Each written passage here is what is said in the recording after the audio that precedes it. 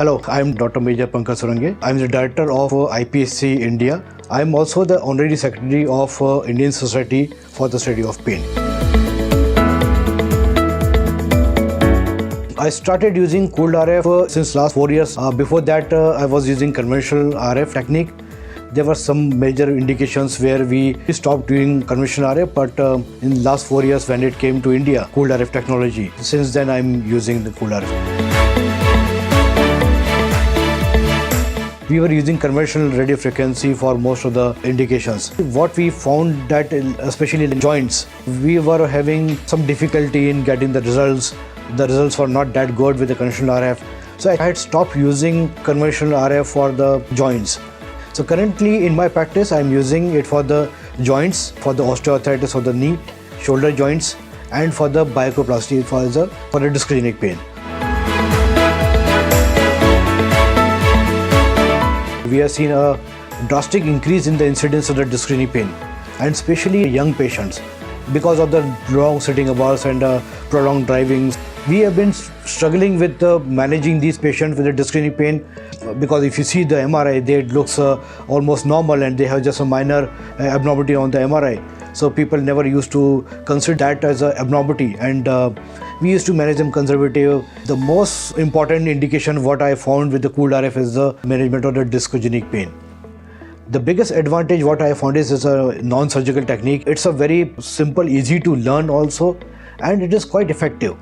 When we talk about the technology, what is most important for us is that whether this technology is required or not. So we definitely need a technology where we can manage patients who are suffering from the discogenic pain, especially the younger populations. We cannot let them undergo big surgeries, and this technology, the cooled RF technology, given us a room for treating such kind of patients.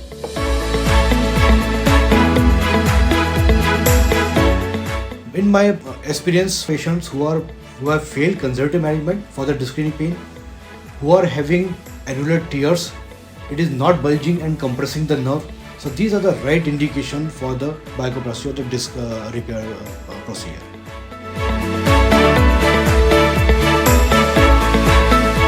I have not seen any patient who has come back with a similar kind of pain or with the similar complaints. In last 3 to 4 years, I have not seen any patient returning with the same problem.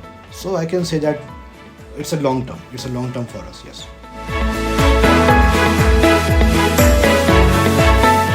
Normally what we do is that once the procedure is done, we don't advise any exercise protocols to the patient. In these patients, after the procedure, it takes some time for its healing effect.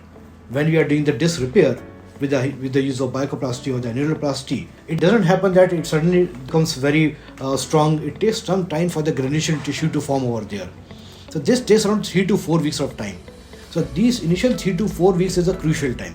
Patient may have a very good pain relief maybe next day also. Normally in my practice, what I advise to the patient, just take 1 or 2 days of rest, because there will be some stiffness. Usually I advise them to join their duties after 3rd day, and then they'll have to take all the precautions whatever they were taking before the procedure.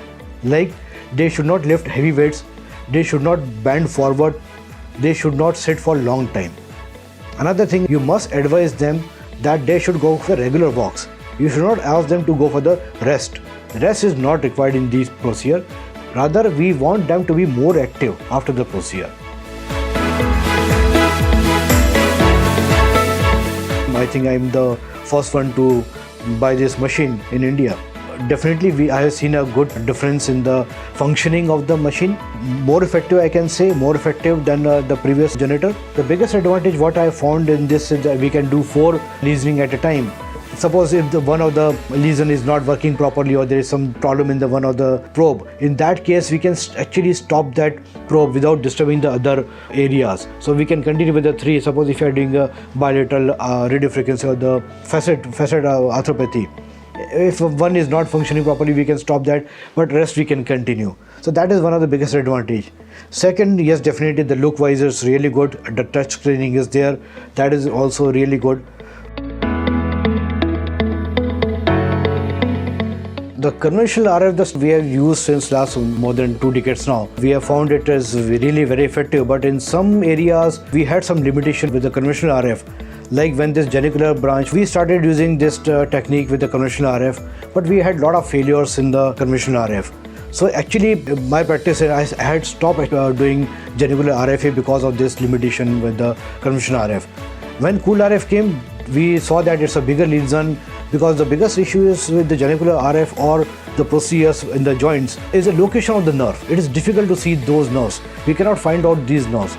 So we had to go as per the fluoroscopic guidance. So that was the biggest disadvantage of the conventional RF, that we don't know exactly where is the nerve lying and whether we are sitting over the nerve or not.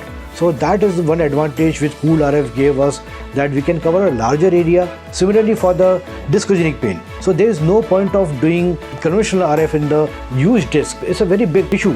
In that tissue, we know that conventional RF has only very limited lesion size. So it is not possible. And so we have the literatures also, they are suggesting that it's a negative recommendation. We should not do conventional RF inside the disc. When this cool RF came, we started doing this technology and we found excellent results with that. Normally I'm very choosy about selecting the procedure and in selecting the technology, but when we see personal experiment, I found this cool RF is much better in some areas as compared to the conventional RF.